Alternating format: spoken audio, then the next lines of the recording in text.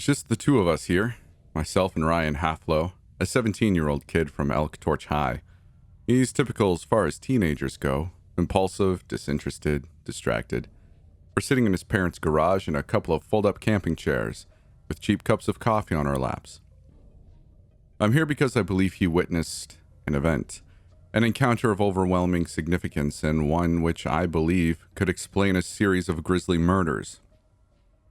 Murders which have gone unsolved and plagued this sleepy town for close to 10 years. It's just a stupid nursery rhyme, Ryan says, bookending his words with a smirk. Something to keep the kids inside after dark. Militant parental crap, you know? I adjust my tie and clear my throat. It's my first interview, and I don't want to come across as an amateur. I'm well aware of its origins. We're here to discuss the event. He stares at me for a few seconds, a smile playing on the corners of his lips.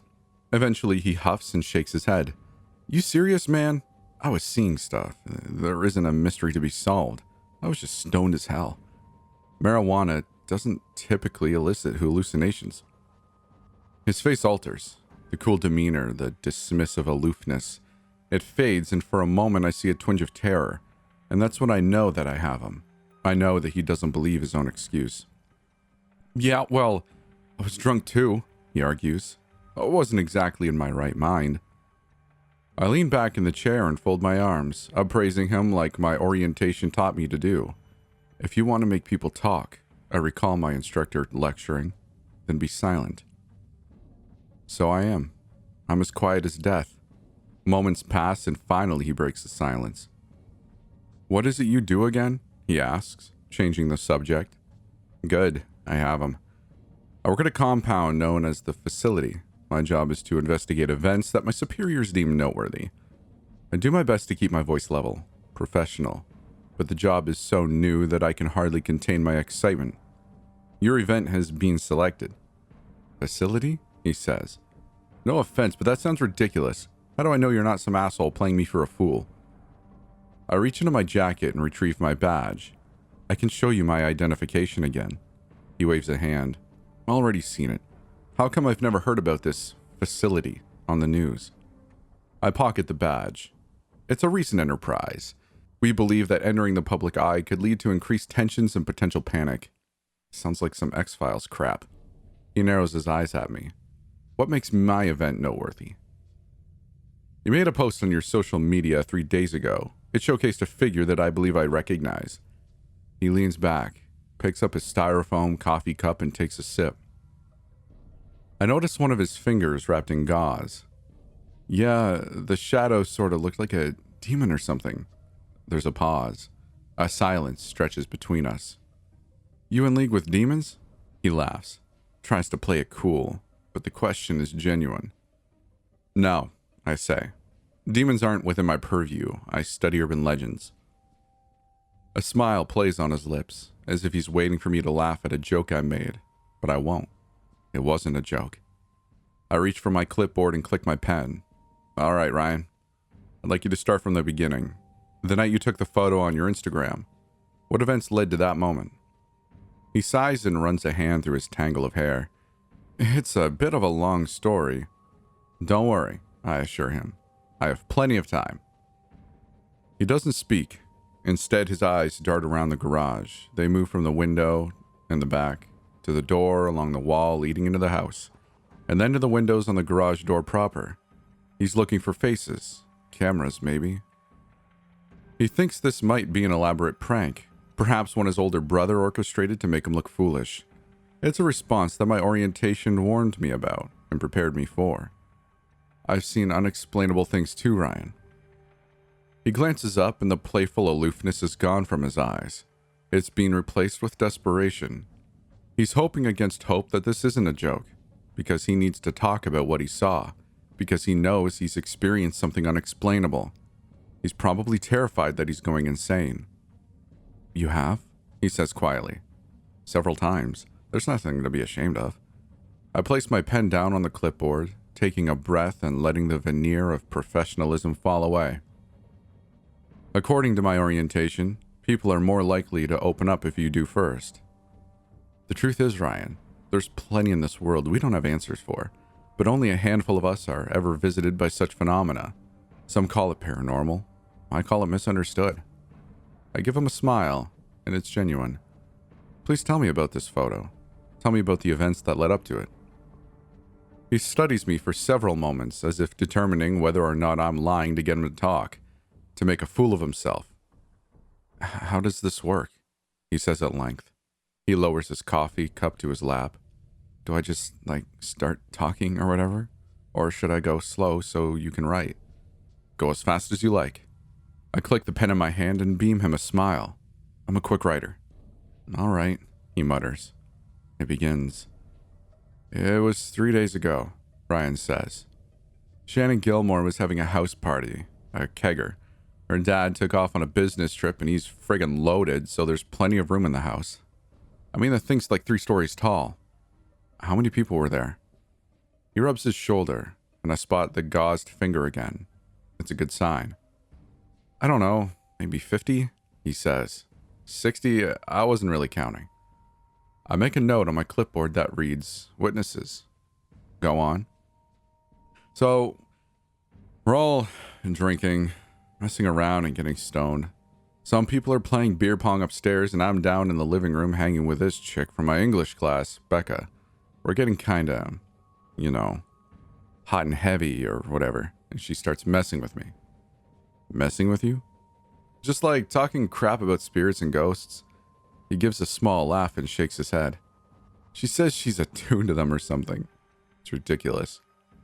I check the box labeled skeptic on my clipboard. So, anyway, I start teasing her for being a bit loony, just playfully, nothing harsh. He swallows and I catch sight of his hands, still holding his cup in his lap. They're trembling, and his gauzed index finger is out of place.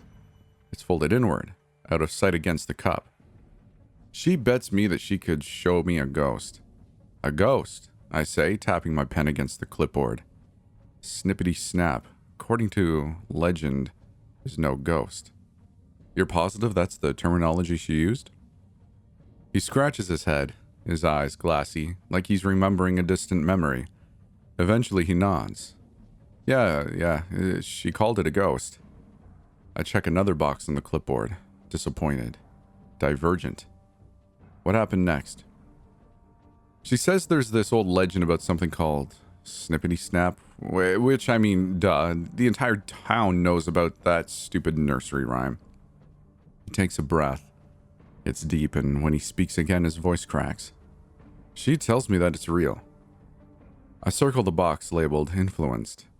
It's not uncommon for people who believe they've encountered an urban legend to have actually just been heavily influenced by external sources. If somebody tells you something is real with enough vindication, humans have a tendency to believe it, if only a little. Had she encountered Snippity Snap before? He shakes his head. I don't know, maybe. She was friggin' weird. I decide to withhold judgment. In this job, weird is relative. What did she do next? He shifts in his chair. Some kind of ritual. She took us both into the basement. At first, I was into it because I thought she was taking us somewhere private to... But once we started going down the steps, I got a real uneasy feeling. Uneasy feeling? Like she wasn't right in the head. She closed the door behind us and we walked down the creaky steps in the dark. I tried turning on the lights, but she snapped at me. Don't. I smile in spite of myself. Darkness is a key component of the Snippity Snap summoning ritual. So far, so good. You didn't use your phone for light? No, I tried to, but she wouldn't even let me do that. The Becca girl appears familiar with the ritual. The greater the darkness, the higher the likelihood of a successful summoning. At this point, how far were you from the rest of the party? Ballpark. He scratches his cheek. Floor at least. Most people were on the top level, in Shannon's games room. It's got a nice big window with a sick view of the city. The music was pretty loud and we couldn't hear it, so that's a fine description. I circle the word isolated on my clipboard. Continue. So we start walking down those steps and Becca's gripping my wrist real hard, like painfully. I try and shrug her off, but she gets aggressive, starts calling me a pussy. What? Scared all of a sudden? She says. I tell her I'm not, but I came here to party, not mess around in a basement. Then she gets sweet again. She says we can both screw around all we want once she proves to me that this thing is real. And I'm drunk enough that I agree. I mean, there's an implication there, right? You said she had you participate in some kind of ritual. Can you describe that for me, please? Truthfully, I know the ritual full well. I've even done it myself on several occasions, though all of them proved unsuccessful. It requires an incantation, a pair of scissors, and a human finger. The ritual? He says. His face pales and he pulls his right hand back into his sleeve. Sure, she takes us to a sink in the basement and then she pulls a pair of scissors from her purse. He pauses, shaking his head with a look of disbelief. I mean, who carries that in their purse? That should have been a red flag right there. It's certainly unusual, I say. If she was carrying the scissors with her, then it implies a premeditated intent to carry out the ritual. She went to the party looking for a victim. What did she do with the scissors? Ryan takes a deep breath. His hands grip the inside of his sweater sleeves. She cut my finger. Snip. He says the word quietly, distantly. As she did it, she said a sort of chant. A chant? The first line of that old nursery rhyme. Snippity snap, you'll come back. May I see your finger? I ask. He stares at me, and for a moment I think he might refuse, but then he slides his hand out of his sleeve and there it is. His index finger. It's covered in gauze and he slowly unravels it. When he does, I see stitching across maybe 10 or 15 different cuts. The entire thing's been slashed by the scissors. His eyes only look at it for a moment before quickly wrapping it up again. She was nuts. I record the details on my clipboard. Multiple lacerations, significant loss of blood, mental unease. If you thought she was nuts, why would you let her do that? He opens his mouth as to speak, but exhales instead. He shakes his head. Words hang on the edge of his mouth. I can see them there trying to break free. But for one reason or another, he doesn't say them. When she cut you, I press. Did something happen? What do you mean? He says, but his voice betrays him. It's sharp, high-pitched. There's nervousness in his tone. I mean that you're fairly large for your age and appear to be in decent shape. If you wanted to break free of this girl and her ritual, it shouldn't have been much of an issue. I gestured to him with my hand. And yet, you sit before me with so many cuts in your finger that it's hard to tell where one stitching ends and another begins. Such a phenomena leads me to believe that something happened. Something kept you there, and in pain. His eyes take on an accusatory glare. No offense. Are you messing with me? I raise an eyebrow. I mean, this crap about the facility and investigating urban legends and recognizing the shadow in my picture? Is all of that legit? I reach into my jacket pocket and pull out my badge again. I toss it to him, and it lands on his lap. He reaches for it with a shaking hand. My details are on that badge. My photo, my job title, and my employee number. It's legit. He swallows, looks from the badge to my face and back to the badge. He's comparing and contrasting. He's making sure I am who I say I am. It's a good sign. It means he's ready to talk, but he needs assurance beforehand. He needs to know he isn't being played for a fool. What's your employee number? He asks. A9342R32. It's the first thing we're quizzed on upon being hired. It's critical we remember it. He hands the badge back, takes a long sip of his coffee, and closes his eyes. He appears stressed, exhausted. It's only now that I notice the heavy bags beneath his eyes, and I idly wonder if he's gotten any sleep these past few nights. Just to warn you, he says, this next part is going to sound insane. If it didn't, I wouldn't be here. He gives a small, uncomfortable laugh. His bravado is beginning to fall away, and I'm starting to see the real Ryan Halflow beneath, a teenage boy, scared and scarred. She did it 3 times, he says. She cut me with the scissors, and then she said that line, Snippity Snap, you'll come back. When nothing happened, I pulled my hand away and told her I was finished. She told me I couldn't be. Not yet. She said it'd only take 2 more cuts, and then Snippity Snap would appear. She promised, and she pulled me down into a kiss, and I sort of forgot about the pain and how messed up it all of it was. I write his account down as he speaks. It's important that I get every detail. The kiss isn't a part of the ritual, but it's a part of the coercion. Whoever this Becca girl is, she's familiar enough with the legend to know exactly what it requires to be summoned. Perhaps she'd been visited by it too. She cuts me again, Ryan says, and his expression falls and his lips quiver. Blood isn't dripping off of me anymore. It's flowing like a faucet set to low. It's just the 2 of us in the basement, and I know that for a fact because there weren't any lights on when we got there, and there's no bedrooms. It's just an open cellar. Nobody just hangs out in the friggin' dark. He shakes his head, and again his hand disappears into his sleeve, gripping at the inside anxiously. But I get this sense that we're not alone. Like something's watching us. He's choking the words out now, his body trembling against the torrent of emotions he's likely feeling. Snippity Snap, you'll come back, she says again with the scissors. Except now her voice is different. Different how? It's lost its sense of flirtiness. There's no teasing anymore. It's raw and serious, and when she cuts me, it's deeper than before, like almost to the bone. He takes a shuddering breath, and his hand curls inside his sleeve. So, I pull away. I'm starting to think with a clear head again, and I realize nothing's worth this kind of torture. I tell her she's nuts and turn to leave, but she grabs my hand and cuts my finger again. Snippity Snap, you'll come back. He takes a moment. His teeth gnaw on his bottom lip. His eyes are detached, lost in the memory. I'm not proud of it, but I flung my arm back, hit her in the face, and she fell down. I didn't care, though. I mean, the bitch was crazy, right? Cutting me after I told her I was finished. What the hell was that? An understandable reaction. I place my pencil down and center my clipboard on my lap. Before you continue, Ryan, I want to impress upon you the importance of absolute honesty. I need to know the process of events exactly as they played out. It could save lives. Sure, he nods. Of course. What happened after you knocked her down? She screamed. Screamed? Yeah, screamed that I was a pussy and a coward. She screamed that I was such a scared little bitch and that she hoped Snippity Snap would cut my head off. I write it all down.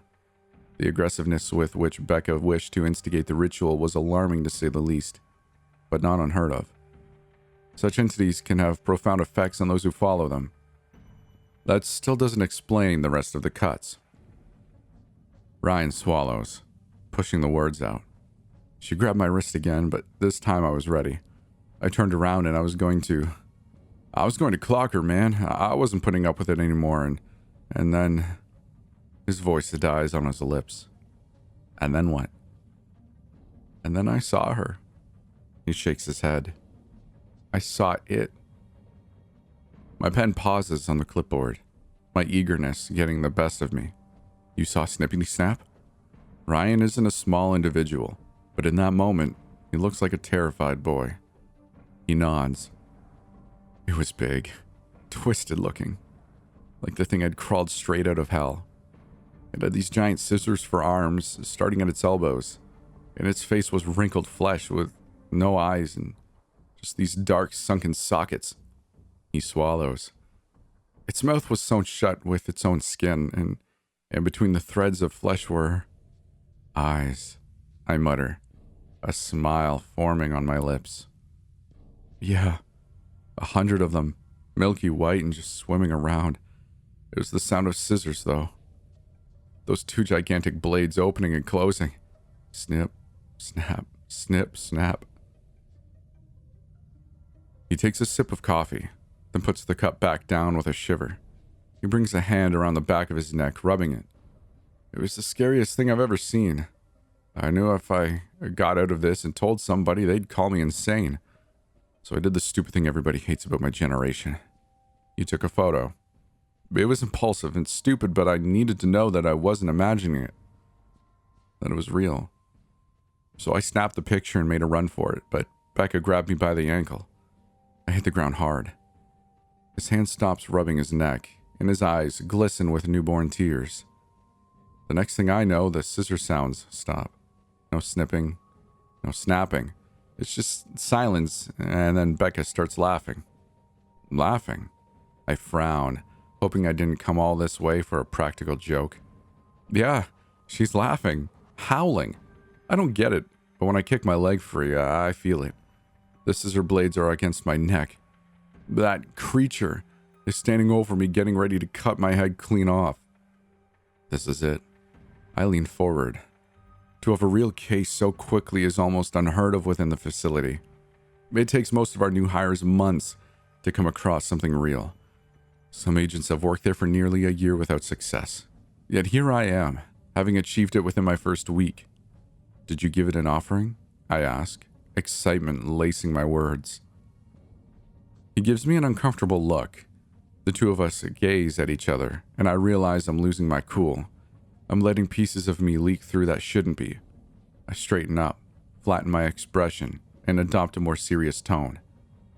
By offering, I mean, did you allow yourself to be cut again? He nods, slowly. Yeah, Becca grabbed my finger and started cutting with the scissors. Snippity snap, snippity snap. I couldn't move. I couldn't do anything, so I just stayed there, on my hands and knees with this monster standing above me, and Becca mutilating my finger. He chokes back a sob. I remember feeling lightheaded from the blood loss, and right when my finger started feeling numb to the pain, Becca stops. I don't know if she did it because she'd had enough, or because I was crying, or because I pissed myself. I see. I don't notate the last part of my clipboard. Then it was over? I guess.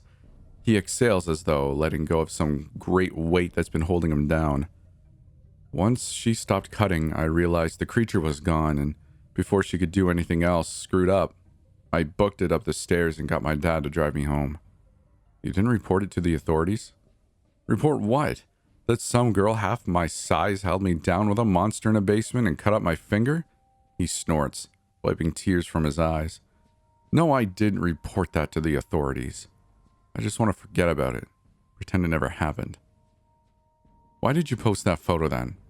I look down at my notes, particularly with the hashtag Snippity Snap.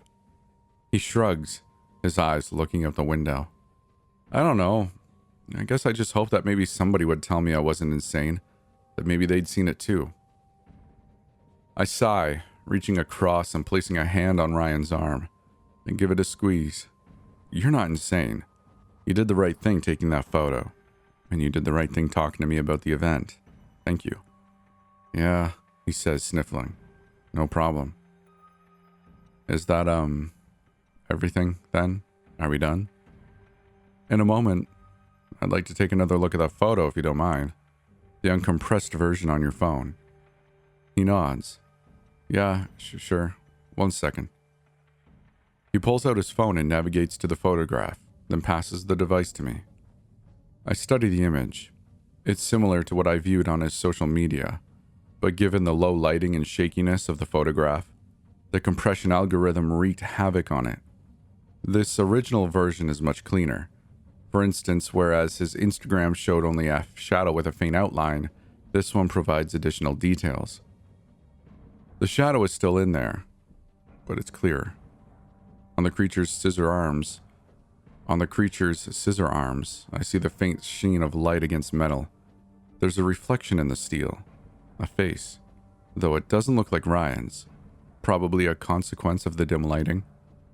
I move my eyes over the photo, analyzing the creature, and note that within its sewed mouth are 100 small white dots which I know to be eyes.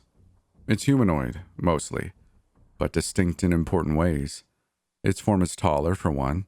It's bow-legged and slouched, with a sort of zigzag to its posture, like a person suffering from severe scoliosis. I make a note on my clipboard regarding its appearance, and then resume my study of the photo. In the bottom corner of the picture, I see a human face. A girl. It's Becca, no doubt. On the ground after Ryan had knocked her down, looking wild-eyed with a gleeful smile across her face. Thank you, passing the phone back to him. I make a final notation on my clipboard labeled Survivor. If it's all right with you, Ryan, I'd like to know Becca's last name. Her last name? Yes. I click my pen and place it into my chest pocket.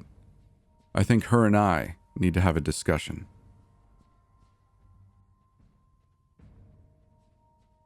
The front door swings open. A young girl with thick eyeshadow greets me. Who the hell are you? I stand up straight, reach into my jacket pocket, and pull out my badge. My name is Redacted, and I'm here to speak with you about an event. She narrows her eyes at me. Her name is Becca Gullen, and I believe she's been in contact with an urban legend known as Snippity Snap. She's a 17-year-old attending Elk Torch High, a classmate of one Ryan Halflow. Presently, she's wearing a green turtleneck with blue jeans and a scowl the length of her face. An event? She says. Her eyes look over me, and then she glances back inside her single-story house, as though making sure the coast is clear. Are you at the facility? What? The question catches me off guard. The facility, she hisses. Are you one of their men in black? Men in black? Don't be stupid, you know what I mean. I'm asking if you're a ghostbuster or hunter or whatever. You work there, don't you? I was cautioned that due to recent events, knowledge of the facility's existence may have grown more widespread. I do, I say hesitantly. You'll forgive me for asking, but how did you hear about us? Her face turns shades of anxious as she ushers me inside. Before she closes the door, she scans the front yard and the rest of the street. Then she bolts the door shut. I spent a lot of time on the deep web. You guys are pretty infamous on there. Oh, I say, making a mental note to mention it to my superiors. I'm actually here to speak with you about Snippity Snap? Yes, actually. Good. She leads me into her kitchen. The house isn't particularly modern or renovated, but it's clean. There's barely a hair out of place. She rummages through a wooden cupboard and a moment later pulls out a kettle and a couple of tea bags. Hope you like English breakfast, she says, filling the kettle with water. It's all I've got left. It'll do fine. I pull out a chair at the kitchen table, then open my briefcase and retrieve my clipboard and forms. The kitchen is small, cramped really. The round table seats 4, but there's only 2 chairs.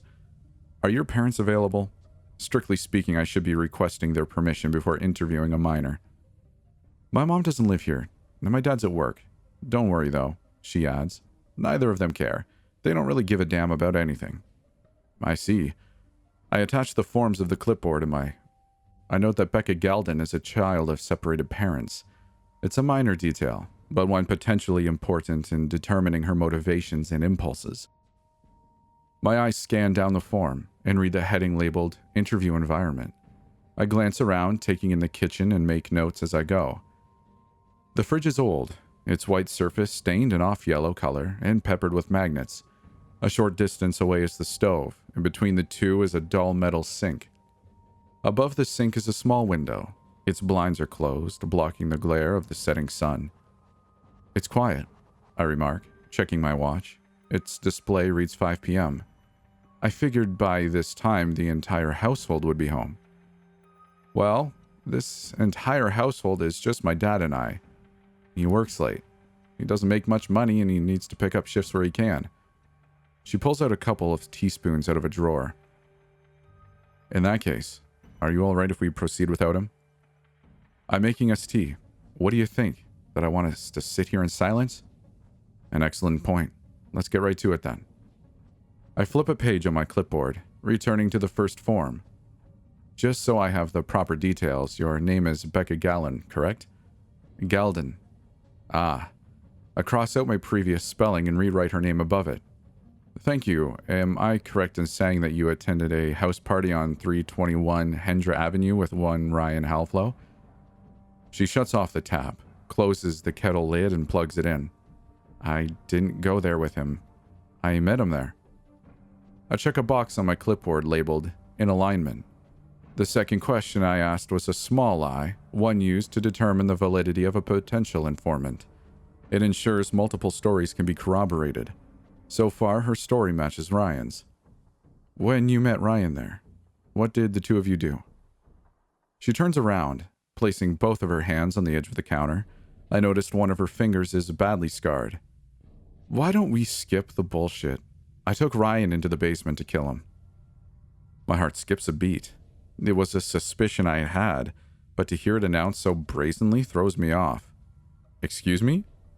You and I both know it, she gestures to me incredulously. You assholes are the whole damn reason the world's been going to hell. Don't think I haven't heard about the experiments you did to make the man with the red notepad a reality. That, I began, unsure how to phrase it without giving away pertinent intelligence, was not my department. She smiles, but it's scornful. There's pain inside of it. No, of course not. You're one of the interviewers. You talk to people like me who have met the monsters you want to subdue, to weaponize. I pause, considering my words. You're awfully knowledgeable about my line of work. More than you know. Is that so? What else do you know? She looks me over, her eyes flicking from my clipboard to my face.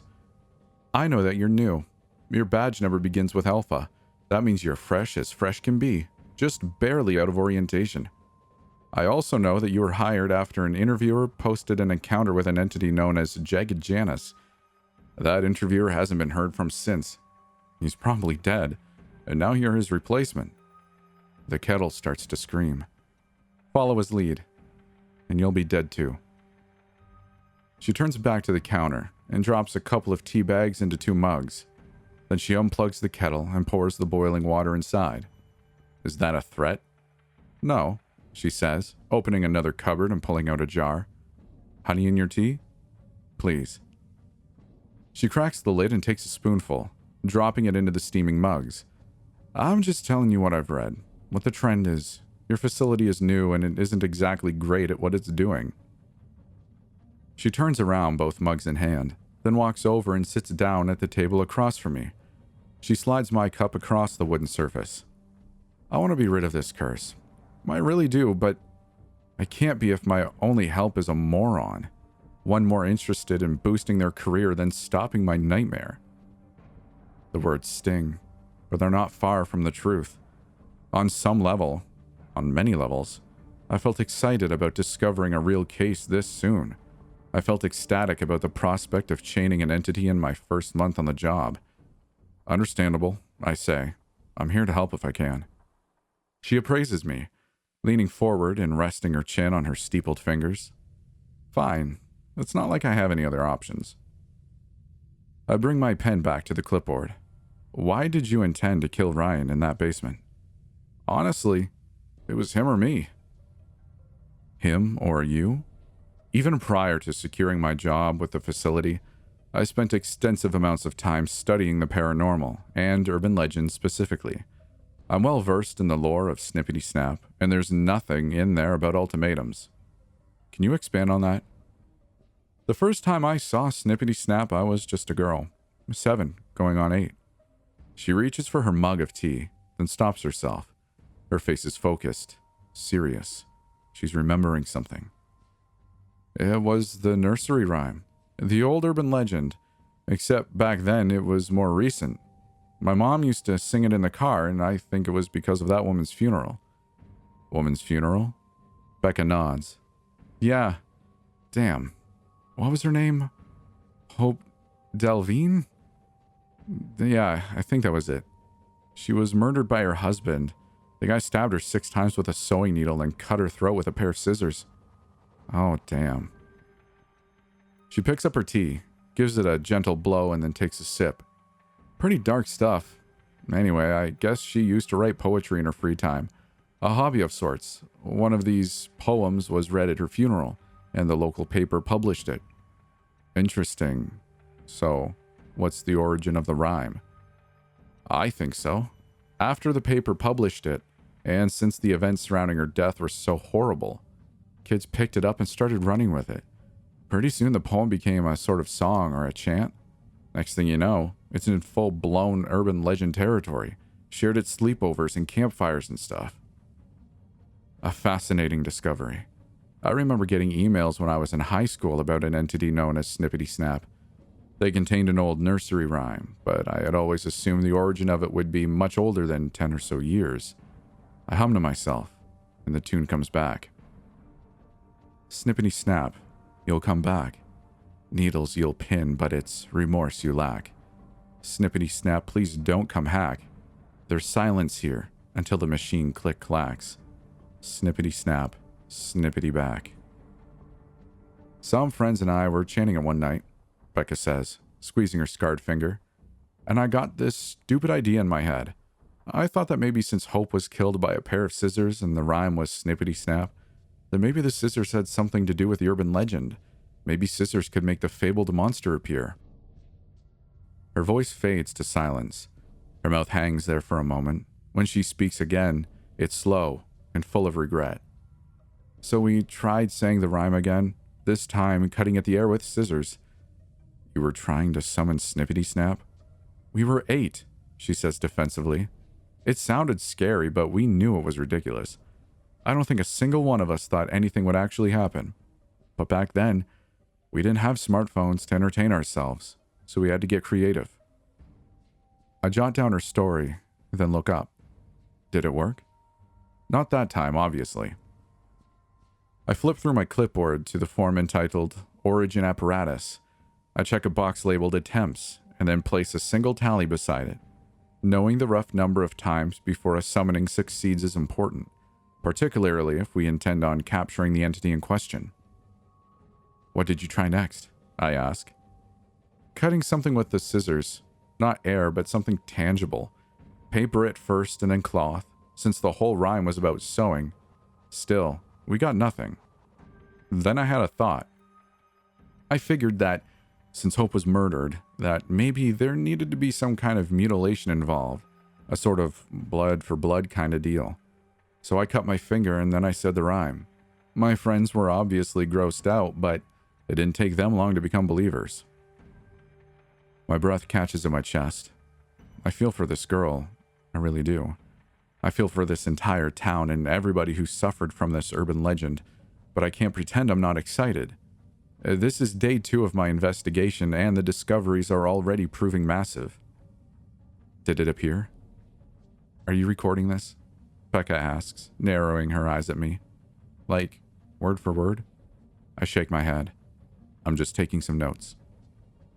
She raises an eyebrow, and there's some hesitance on her face. It's something I recognize from the instructional videos I watched only a couple of weeks prior.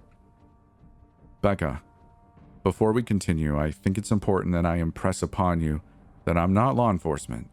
The legality of your actions doesn't concern me. I'm strictly here for the details on the event. So you can just turn around and hand those details to the FBI as soon as I'm finished talking?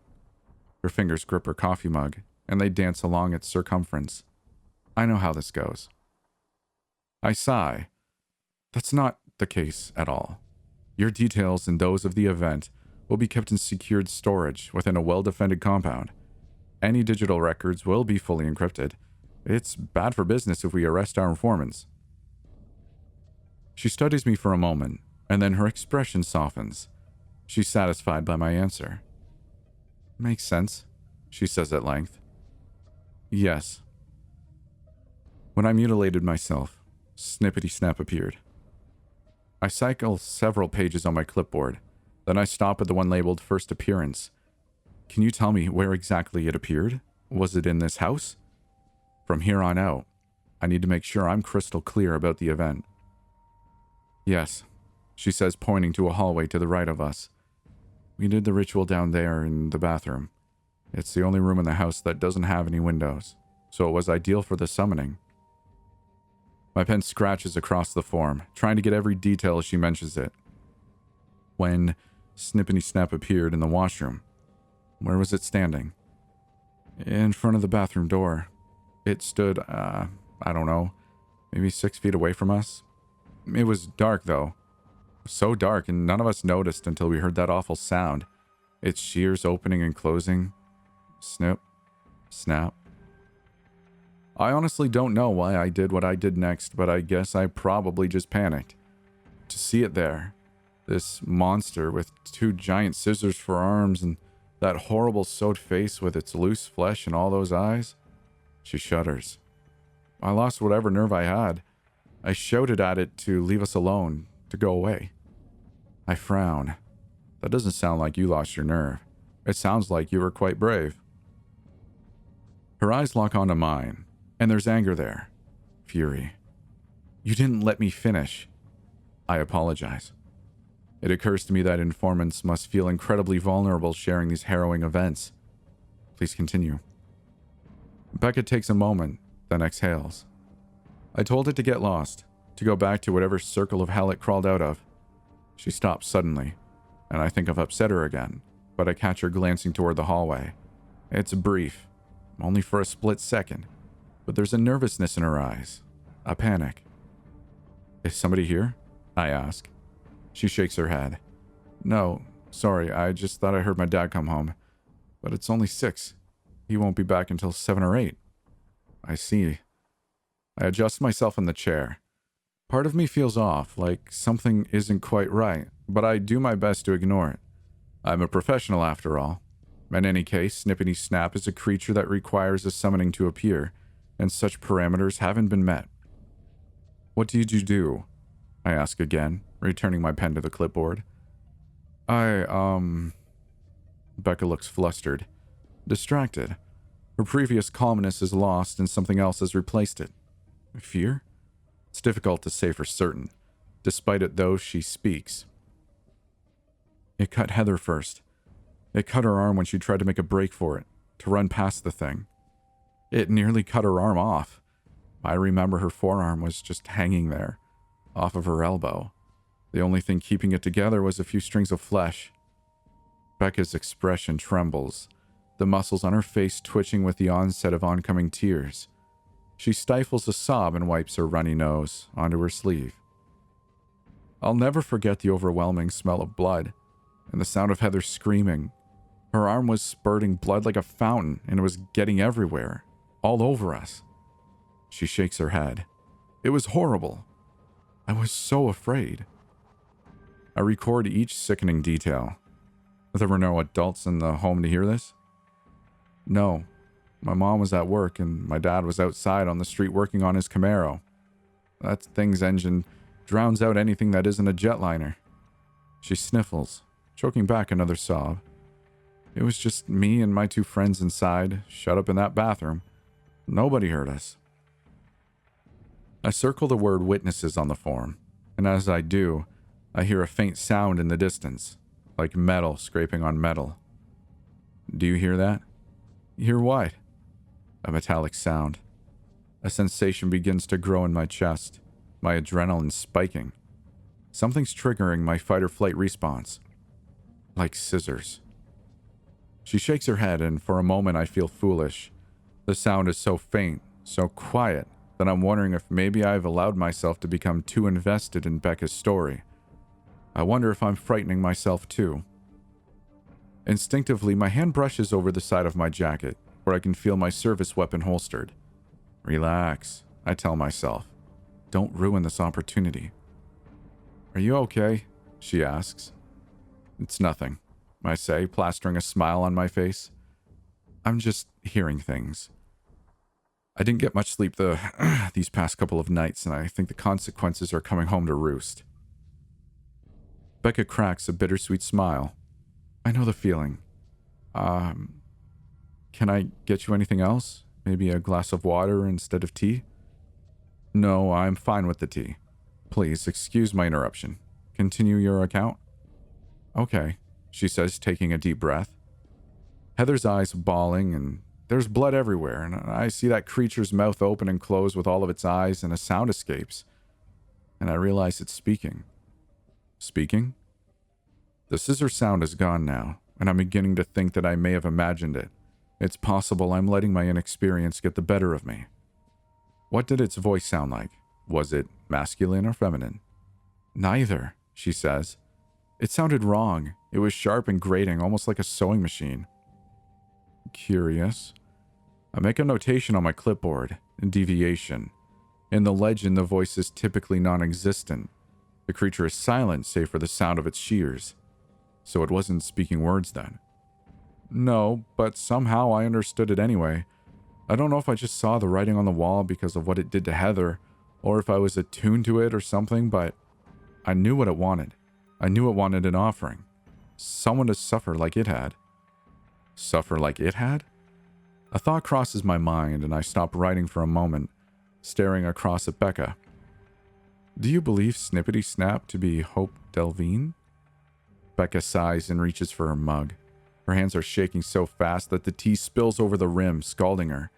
She shrieks in pain and the mug clatters to the table. Damn it, she snaps. Ah, damn it.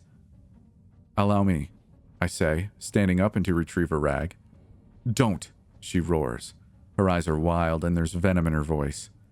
I freeze, the sudden intensity of the moment feeling wrong and out of place.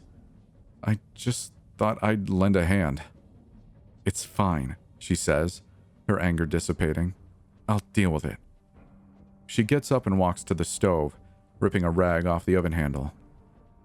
She uses it to dab at the wet table, sucking on her burnt hand as she does so. Anyway, she says, sounding casual again. I guess I just thought that it made sense. Delvine being a ghost and all. I mean, her rhyme had summoned the creature and my blood had made it real. I sit back down, slowly. Hearing Becca speak, the concept of Snippity Snap being a vengeful spirit is a plausible theory, and one that I make certain to write down in full. Still, it leaves a lingering, uncomfortable question. What did you offer it? She looks up at me then, her eyes in mine, and I see a worry in her expression. What? She says. You said it knew it wanted an offering. Someone to suffer like it had. Oh. Becca looks away. I offered it the only thing that I could. She closes her eyes, takes a deep breath, and then brings a hand to her mouth to stifle a sob. I offered it Heather.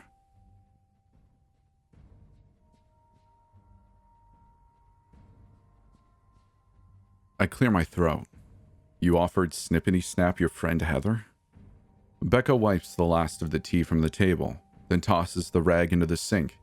She was dead anyway. Her arm was practically amputated and she'd painted the bathroom red with her blood. She sits down in the chair and puts her head in her hands. Besides, it wasn't like any of us were escaping that thing. The thing was standing in front of the door. I write the details down, but each word digs a pit into my stomach. A sickening sadness grows inside of me for that poor girl. It's difficult to imagine the horror she must have felt. How did you offer her to Snippity Snap? I asked quietly. Was there a ritual involved? Becca's eyes appear from her hands, and her cheeks are wet with tears. I just told it to take her. Take Heather and leave me alone. I stare at her, wondering if her terminology was an accident, intentional, or a psychological slip. She asked it to leave her, Becca, alone, and not both of them. In that moment, Becca only had regard for her own safety. I reach for my mug and take a sip, reminding myself not to judge too harshly. Becca was just a young girl herself. To be confronted by a nightmare at her age would drive anybody to act in strange ways. After you offered it Heather, what did it do to her? I'm not sure I want to hear the answer, but I know that it's important. Becca shrugs, lowering her hands from her face. Her eyes are red and puffy, and a trail of snot winds its way from her nose to her lip. She lifts a hand into the air and raises 2 fingers. She makes a cutting motion. Snip, she says. Snip? The monster took Heather's head off. She wipes her leaky nose onto her sweater sleeve. It was over so quickly, thankfully, but there was so much blood. Both of us, Fran and I, were drenched in it. She smiles, but it's a broken and twisted sort of smile. On the bright side, though, we didn't have to listen to Heather screaming anymore. Just each other.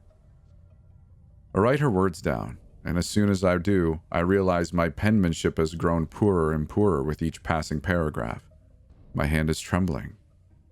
After Heather was killed, did Snippity Snap leave? Vanished, like it was never there. I lean back in my chair, taking a breath and looking over my notes. That was certainly a harrowing account, but a valuable one. In this interview alone, I've accumulated a small textbook on Snippity Snap, much more than the facilities managed in over 2 years. Still, I suspect I'm only scratching the surface. I heard about that story, you know, I say at length. It was the birth of the Elk Torch slasher. The police believed a brutal killer was on the loose. Yeah, they threw my dad in prison for 3 months because they were convinced it had to have been him. Who else at the house, right? It's not like we have serial killers in Sleepy Elk Torch. He was exonerated, though, I say, after 2 more murders occurred. Beck is quiet. She glances back down the hallway and swallows. Yeah, after 2 other people were killed, the police finally realized my dad was innocent. They decided there was a serial killer on the loose after all. Pieces begin to connect in my mind, and I'm not certain I like the look of the puzzle. The people who were killed, I say darkly. Did that have something to do with you? No kidding, she says, rolling her eyes. Of course it did. My dad was in prison for murdering a little girl, and I knew the only way he was getting out of there, and the only way I'd ever see him again was if Snippity Snap killed again. The presence of identical massacres made them acknowledge your father's innocence. Bingo, she says with false cheer. Outside, the sun's nearly set. Its last rays cast shadows across the room, filtering through the narrow openings in the blinds.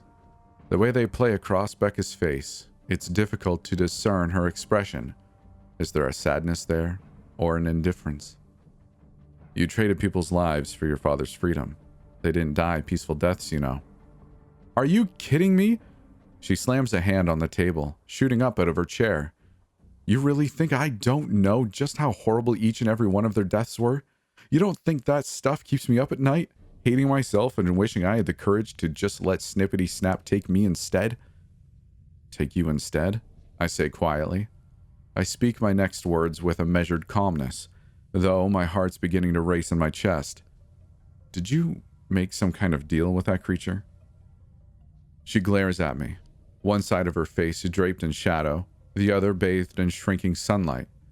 We sit in a tense silence, and the corners of her mouth twitch with unsaid words, but she's keeping her lips pressed together. I ask again, this time more forcefully.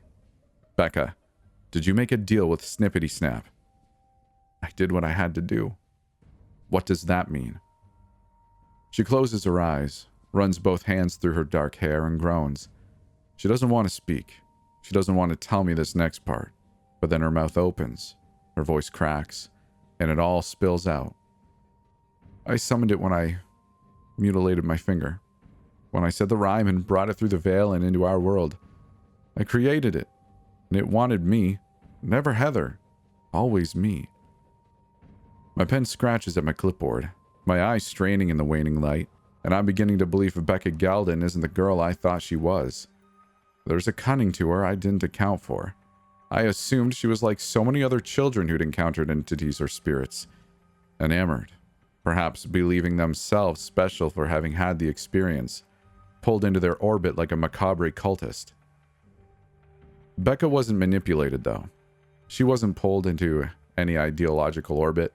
She chose to commit the murders. She chose to massacre innocent people multiple times, all to save herself. Would you mind if we turned on a light? I ask. It's getting difficult to write. Sure, she says, walking over to the wall and flicking a switch. A dim light flickers on the ceiling fan above us. Better? Much. She settles herself back into her chair, and I'm beginning to think I should be leaving about now, but I still have one question I need to ask, one of incredible importance. How does it work then? Your deal. She pays me a joyless smile. I give it life. Blood, pain, and in exchange, it lets me live a little longer. Why does it want you, though? I understand that you summoned it, but that doesn't explain... Are you deaf? Or are you just not listening? I didn't just summon the thing. I created it. I pulled Hope Delvine's twisted soul out of the ether and ripped it 6 ways to Sunday. She reaches a hand up and grips a clump of her hair, pulling at it with a pained, manic glint in her eyes. I notice her teeth nervously chewing on her lip, and a thin trail of blood snakes its way down her chin. I didn't mean to, she says, her voice strung out. I didn't realize it would create that monster, but I did it. I did it. And now Snippity Snap wants me to pay. Blood for blood, agony for agony. My pen scratches across the clipboard, and as it does, I hear something else. Something in the hallway. I pause, focusing on the sound, and it's unmistakable this time. It's scissors, opening and closing, snip, snap, snip, snap. My heart thunders in my chest. A primal part of me screams that it's time to leave, that it was time to leave 10 minutes ago, but my curiosity got the better of me. I clear my throat, pocketing my pen and rising from the table. I think that should do for now. I'll take this information and do some research at my hotel, and hopefully tomorrow I'll have a solution worked out for freeing you from this situation. I say the words quicker than I should. I let my unease slip into my voice, and I hope she doesn't notice. I'm not finished telling you my story, though, Becca says, and this time the tears are gone. Her expression is cold, calculated. She stands up from the table, and there's a hunger in her eyes. Stay a while longer. We're just getting to the good part. I lower a hand to my side, where my service weapon is holstered within my jacket. I think the good part can wait until tomorrow. I give her a curt nod and a false smile, and turn around to leave. As I do, something presses against my throat, and I freeze. Ryan Halflow is towering in front of me, a pair of scissors in his hand. He's holding the cold steel flush against my neck. Don't move, he says, and I won't kill you. There's the squeal of a chair sliding on linoleum, and a moment later, Becca strides in front of me, just behind Ryan. I honestly didn't expect it to be this simple, but it was. She laughs. You actually walked right in here after hearing Ryan's sob story, and now I've got a perfect offering that nobody's going to be looking for or talking about. My employer knows precisely where I am, I warn her. We're GPS tracked at all times. Sure you are, she says in a sing-song voice. But the facility isn't going to risk revealing itself to the public in the name of avenging some stupid intern. In the meantime, though, you'll keep Snippity Snap satisfied for another few months. She smirks, her tongue sliding across her teeth. Think of it this way. Your death will save another life. Isn't that what you wanted? To help people suffering from these mean old legends? Listen, I say, and with each word I can feel my Adam's apple digging against the scissor blade. I can help you. I wasn't kidding about that. I have enormous resources, more than you can possibly know, and I know all about your resources, Becca snaps, grabbing me by my hair and pulling my throat against the edge of the shears. I feel a thin trail of warmth trickle down my neck. All you've managed to do at that facility is mess things up. I think I'm going to risk pissing Snippity Snap off, just on the off chance some fresh out of orientation dimwit can solve a nightmare I've suffered with for a decade. She lets go with a violent jerk, and I wince as the blade slides across my flesh, drawing more blood. Her face contorts in a mixture of revulsion and glee, and I realize this is the real Becca. Everything before this had been an act. No, she says. I'm better off doing what I've been doing all along, keeping Snippity Snap satisfied, offering it people that nobody's going to look for, nobody's going to give a damn about. She steps away, and a moment later, the dim, flickering kitchen light goes out. Then, from somewhere in the darkness, I hear her voice. Do it, Ryan. Ryan grabs my hand in a flash, pulling the scissors down from my throat and closing them on my index finger. Snippity Snap, Becca chants beside me. You'll come back.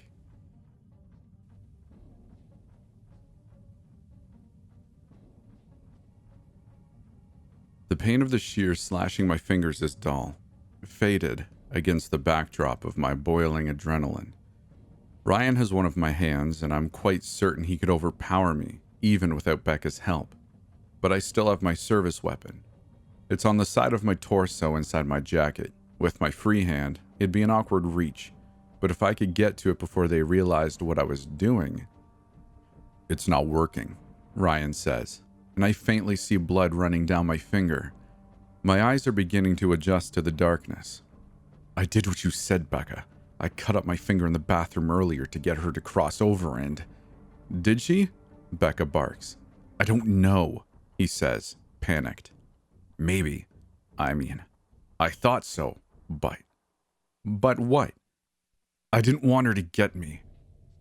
For goodness sake, she shrieks. If you want to be a part of this, then you need to grow a pair, you pussy. Snippity Snap listens to me. She'll take whoever I offer it. I'm sorry, Beck. I faintly see Becca grab Ryan's wrist, and the next second, I feel her smaller hand grab my own. Hold him still, she commands. Can you at least do that right? Ryan shuffles around me, and I realize that my window to draw my weapon and get out of this situation is quickly deteriorating. Time to act. I take a sharp breath and lunge sideways, reaching for my sidearm, but Ryan's quicker. He tackles me to the ground and grabs both of my arms, wrestling them behind my back and holding them there. "Oh, God," I mutter, my face pressed against the cold linoleum. I'm beginning to wonder if Becca's father even lives here, or if he's even still alive. A shoe rests on my face and I hear Becca's shrill laughter. "You strutted in here thinking you were hot shit, didn't you? You thought that just because Big Daddy Government handed you a job working at their spooky old facility that you were beyond the reach of monsters." Her sneaker kicks me in the cheek, and I feel pain blossom across my face. "Let me tell you a secret," she says, and I realize her voice is closer now, nearly against my ear. "You're not beyond the reach of the monsters. In fact, you're going to meet one very shortly." I let her reposition herself. She grabs my finger while Ryan holds my arms tight behind my back. "Let's try this again," she says, closing the scissors on my finger and drawing blood. "Snippity snap. You'll come back." I grimace, my mind reeling. I curse myself for getting pulled in by a couple of teenagers. If I manage to get out of here, I'll never underestimate an informant again. "Please," I mumble, my mouth pressed against the floor. There's another way to deal with Snippity Snap. Another cut, this one deeper, much deeper. I slam my eyes shut, roaring in agony. Maybe a neighbor will hear me, or maybe somebody will walk down the street and investigate. I holler again, shouting my lungs raw. "Aw, he thinks somebody's going to hear him," Becca says in a doting voice. "Unfortunately, unlike you, I actually came here with a plan. You probably noticed the for sale sign on the house next door. That means nobody's home. As for my other neighbor, they're on vacation upstate." She crouches down in front of me and jams the wet tea rag into my mouth. "I'm just putting this here to shut you up, because I can't stand the sound of wimps." I struggle, but my voice is muffled and non-existent. "As for your earlier statement," Becca says, rising to her feet, "there's no other way to deal with Snippity Snap. All you have are theories, and one botched theory means I'm dead." She steps around me and reaches down, grabbing my finger again. The scissors close. Another cut. Another muffled roar of pain. "Personally, I'd prefer it if you died instead." Ryan howls with laughter. "This is going to be so amazing, Bex. I can't wait to see Snippity Snap." "You already have," she growls, cutting me again. "Snippity Snap, you'll come back." "No," he says, and his voice sounds panicked, insulted. "I've only seen the photo. I wish I could have been there when you killed Ben in his basement. You look like you were having so much fun." "Well, if you didn't bitch out earlier, Snippity Snap would already be here." 3 more cuts in rapid succession. Her chants are growing angrier, more frustrated. "Where the hell is she? Get over here, Delvine, you stupid bitch. Take this offering." I spit out the rag, coughing.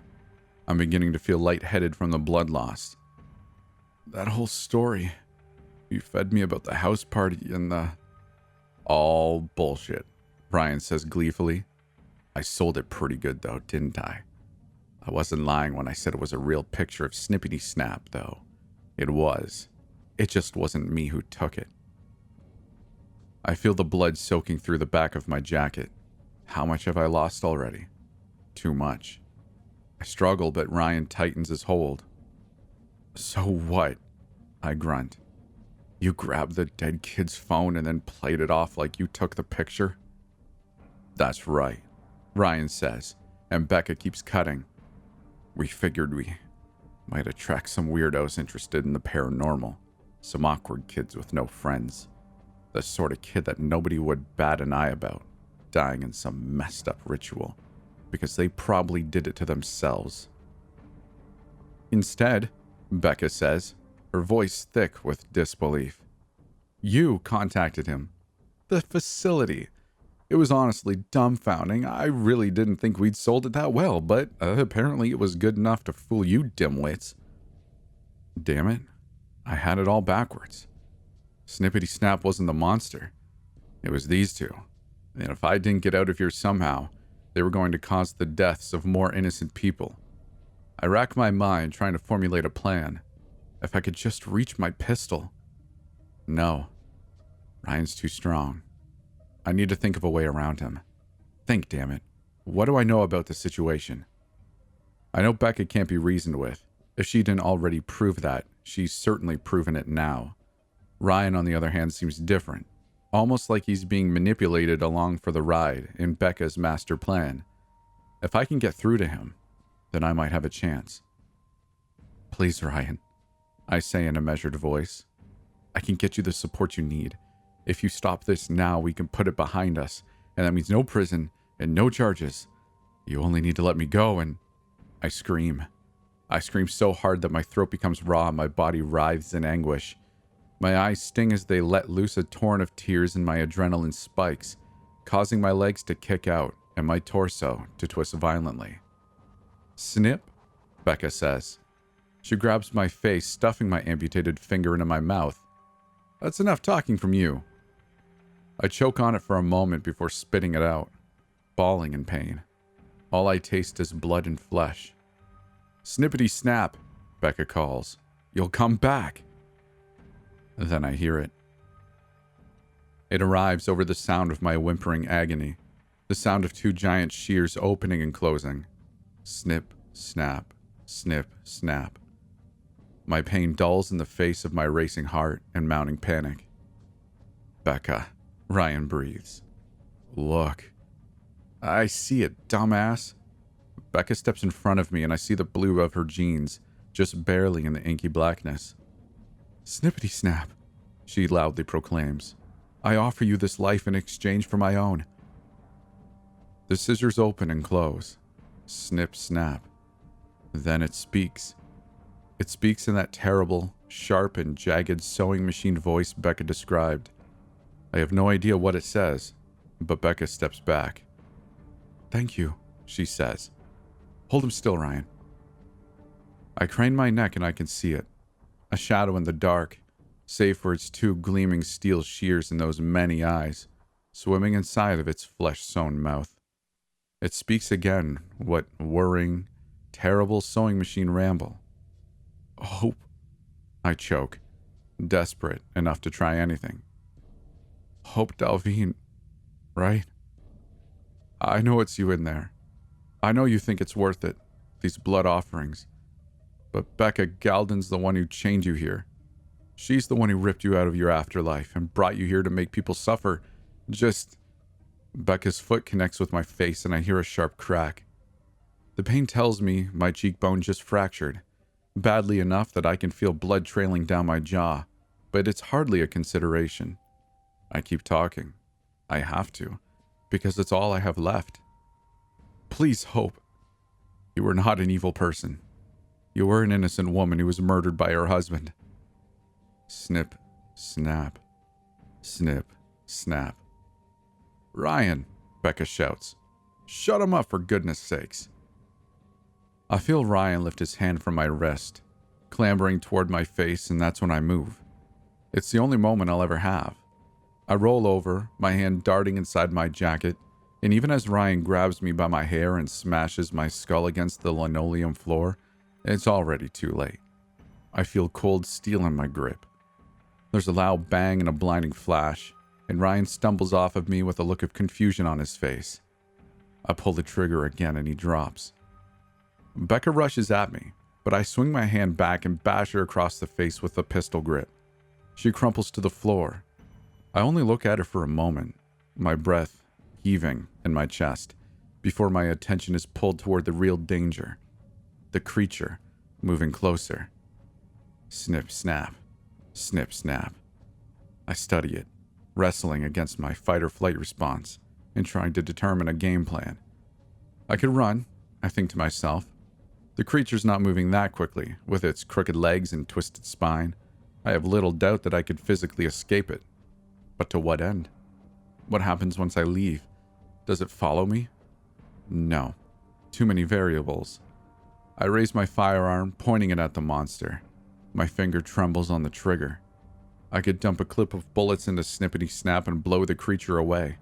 I'd fire them straight down its throat, into that flesh-sown mouth and its 100 wide eyes. No, that won't work either. Because the truth is, Snippity Snap isn't the real monster here. My eyes drift to Becca. She's groaning on the ground, a hand against her battered jaw. She lurches up to her hands and knees. Her expression is difficult to make out in the darkness. Not that I need to. Her growls paint a pretty picture all by themselves. She's angry. She hates me right now. Good. Kill him! Becca screams at Snippity Snap. I summoned you to present my offering. Now accept it, you ungrateful bitch. Snip, snap. Snip, snap. A thought occurs to me between the snap of the shears and Becca's shrill demands for blood. It's true that Becca did summon Snippity here. In fact, she'd summoned it here the same way she'd summoned it the first time she tore Hope's soul from the ether and chained it to this world. She'd made this creature a reality by uttering the first lines of Hope's poem, the old nursery rhyme she'd written before being murdered by her husband. Snippity Snap, you'll come back. Needles you'll pin, but it's remorse you lack. Snippity Snap, please don't come hack. There's silence here until the machine click-clacks. Snippity Snap, snippity back. It's a long shot, but that's all I've got left. I step toward Becca, my pistol pointing at her while my other hand gestures to the scissors in her hand. Give them to me, I order. Screw you. I pull back on the cocking hammer. Give them to me or I'll blow your brains all over the kitchen floor. I glance at Ryan's corpse and jerking my head toward it. You can join him. I've got plenty of bullets left and you did seem like good friends. There's a glint of defiance in her eyes, but I think she realizes Snippity Snap isn't moving fast enough to get to me in time. She knows I've got nothing to lose. If I die, so does she. She slides the scissors across the floor. I keep my pistol steadied on her as I reach down to pick them up. In my peripheral, I track the creature Hope Delvine's become. It shambles towards me slowly, its voice speaking in that mechanical whir. I wonder if it's begging me to put it out of its misery. I step away from it, into the black hallway.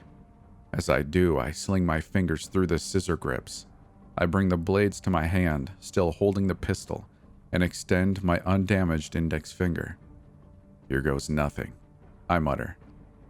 I close the scissors on my flesh, cutting across my finger, and loudly announce, Snippity Snap, snippity back.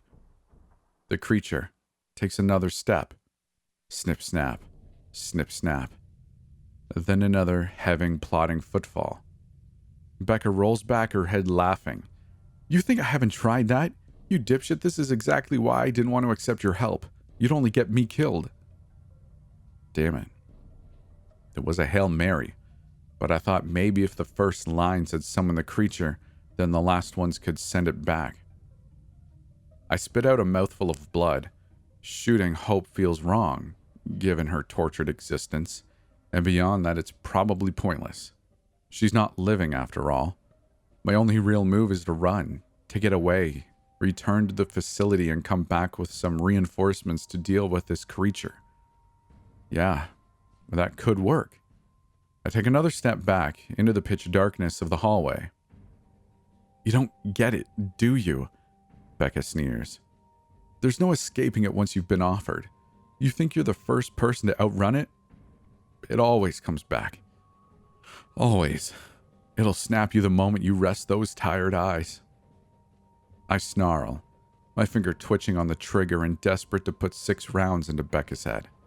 She deserves to die for everything she's done, for the willing horror she's inflicted on so many, and the gleeful torment she put me through. Still, there's a dilemma in that. If she was the one who created this monster, then perhaps she needs to be the one to end it. She needs to offer herself to Snippity Snap to end this curse once and for all. If she dies without Snippity Snap taking its toll, then who knows if there's even a way to put that genie back in the bottle. The creature could roam the world forever, snapping people until the end of time. Snip, snap. Its feet plod forward, slapping against the floor with each step while its scissors drag behind it, squealing as they carve up the linoleum. As it passes the kitchen table, the creature suddenly stops. I blink, not sure what's going on. Evidently neither is Becca. She stares up at Snippity Snap only 6 or 7 feet away, slack-jawed with a lost look on her face. Snippity's head tilts downward, and its 100 eyes begin vibrating in horrid excitement. Again, the mechanical whir of its voice starts up, except this time it gets louder and louder, like it's screaming in anticipation. It's standing above Ryan Halflow's corpse. No, it's not standing above his corpse. Ryan's arm twitches, and he tries to raise himself onto his hands and knees, but he's lost too much blood. He doesn't have the strength. He collapses into a heap upon the floor. Bex, Ryan coughs weakly. A pool of blood lies beneath him. Call an ambulance and tell Snippity to get away. Snip. There's a thud, and Ryan's messy head of hair rolls across the kitchen floor. Becca shrieks, crawling away from the creature and toward me in the hallway. I point the gun at her and fire. Once, twice. She drops, blood leaking from an arm. Damn, I missed her other one. Tears escape her face, and this time I know they're genuine. Please, she begs me. Please help me. My sympathies run out. She stumbles to her feet as Snippity Snap starts plodding forward again. Snip, snap, snip, snap. Again, the kitchen's illuminated for the briefest of moments by the flash of gunfire. Becca drops, knees bleeding and voice screaming. She squirms on the ground, whimpering as each movement of her arms and legs prove too agonizing to complete. Crippled and broken, she instead starts crawling toward me like a worm. She moves slowly, or rather, slowly enough. Behind her, Snippity Snap's shears open and close, its feet slapping the linoleum with each labored step. Snip, snap, snip, snap. You asshole, Becca shrieks at me. Your job is to help me, not murder me, you dipshit. Her body slides toward me, inch by inch, but it's not fast enough. A few feet away from her, Snippity Snap takes the first steps into Becca's trail of blood. It speaks again in that strange, sewing machine voice, and somehow I sense a level of glee in it. It's been waiting for this moment for a long time. You murdered me, Becca screams. Snippity Snap's feet step over her, its scissor blades pressing her neck to the floor.